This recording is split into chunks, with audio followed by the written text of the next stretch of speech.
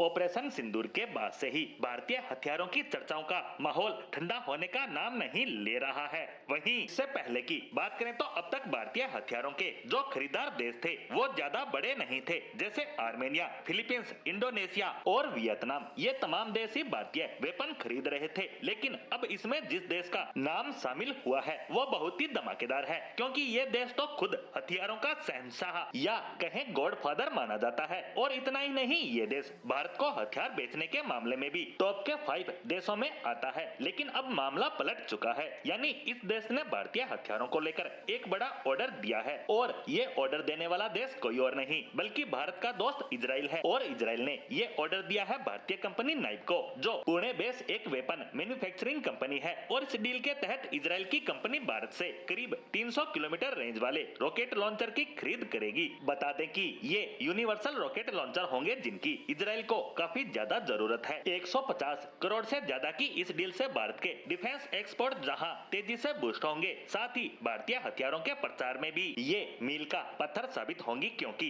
अभी तक सिर्फ छोटे देश ही भारतीय हथियार खरीद रहे थे जिनका बजट भी कम होता था। इसीलिए दुनिया में ही ये नेरेटिव बना हुआ था कि भारतीय हथियार वही देश खरीदते हैं जिनके पास पैसे नहीं है, और शायद भारतीय हथियार लो क्वालिटी के होंगे तभी यह सस्ते हथियार बनाता है। लेकिन अब इजराइल के इस मेगा ऑर्डर के बाद इस धारणा का भी अंत होने वाला है, क्योंकि अब भारत कहेगा कि देखिए, इजराइल जैसा देश जिसके पास बजट का कोई इश्यू नहीं है, वह खुद एक से बढ़कर एक हथियार बनाता है, वो भी भारत से वेपन खरीद रहा है। और इसी वजह से ये हथियार डील भारत के लिए बहुत ही ज्यादा बड़ी खुशखबरी लाने जा रही है। और ये बिल्कुल कंफर्म खबर है, क्योंकि कंपनी ने खुद कहा है कि उसे ऑर्डर मिला है और इससे भारत का डिफेंस एक्सपोर्ट बढ़ेगा, उसका दुनिया में प्रचार प्रसार होगा। और उससे भी अहम बात, भारत इजराइल संबंध भी मजबूत होंगे, क्योंकि अभी तक सिर्फ हमें ही उनके हथियारों की जरूरत होती थी तो मामला भी एक तरफा था, यानी हमें इजराइल पर निर्भर रहना पड़ता था। उदाहरण के लिए माने हमने इजराइल से एक ड्रोन खरीदा, लेकिन उस ड्रोन में लगने वाले हथियार या मिसाइलें हमें बार बार इजराइल से चाहिए होंगी, क्योंकि कभी हम उसे फायर करेंगे, कभी आर्मी एक्सरसाइज भी होगी तो हमें और मिसाइलें चाहिए ही होंगी। लेकिन अब इजराइल हमारे